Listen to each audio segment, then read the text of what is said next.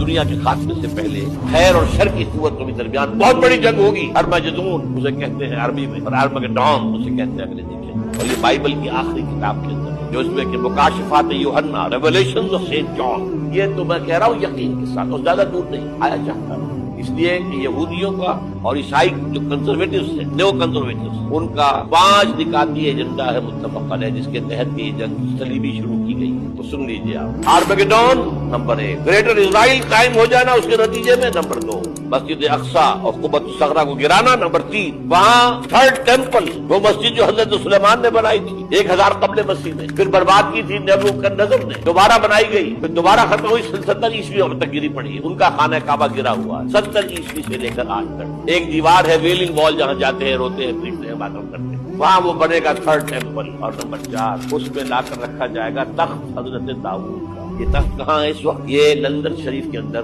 جو ان کی پارلیمنٹ کا جو چرچ ہے، ویسٹ منسٹر ایبے، اس میں رکھا ہوا۔ ایک پتھر تھا جس پر بٹھا کر حضرت داؤد کی تاج پوشی ہوئی، پھر حضرت سلیمان کی ہوئی، پھر وہ پتھر رکھ دیا گیا جب حضرت سلیمان نے بنایا ہیکل مسجد اقصی، وہاں رہا وہ۔ ہر بادشاہ جو تھا یہودی اسی کے اوپر بٹھا کر اس کی تاج پوشی ہوتی تھی۔ سن 70 میں ٹائٹس نے گرایا اسے، ہیکل کو، وہ پتھر لے گیا، وہاں سے روم گیا، روم سے آئرلینڈ گیا، آئرلینڈ سے اسکاٹ لینڈ آیا، اسکاٹ لینڈ سے انگلینڈ آیا، اور اب وہ رکھا ہوا ہے 14ویں صدی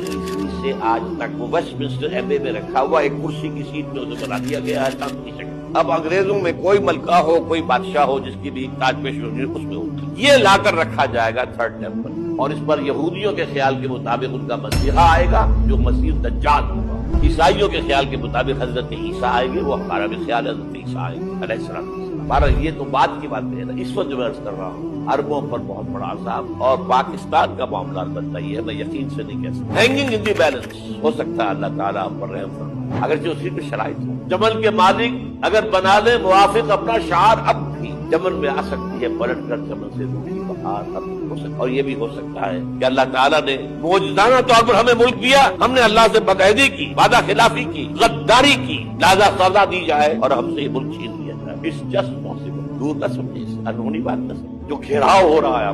آپ کے مغرب میں نیٹو فورسز اور مشرق میں بھارت فورسز، بھارتی فورسز گدھوں کی طرح بیٹھے ہوئے انتظار کر رہے ہیں پاکستان اور ڈسٹیبلائز ہو جائے، یہاں اور بدامنی ہو جائے۔ اب لاہور میں پھر آج دھماکے ہو گئے، 2 دن پہلے کا دھماکہ میں سہ کے آیا ہوا ہوں، آپ کے سامنے بیٹھا ہوں، وہ جانے بچی ہیں جو ہماری اکیڈمی کا حشر ہوا، میں آپ کو نہیں بتا سکتا۔ یہ سارا کیوں ہو رہا ہے؟ تاکہ یہاں بدامنی ہو جائے اور ہمیں جواز مل جائے، مغرب سے نیٹو فورسز داخل ہو جائیں، مشرق سے بھارتی فورسز آ جائیں، اور ہمارے ایٹمی دام توڑ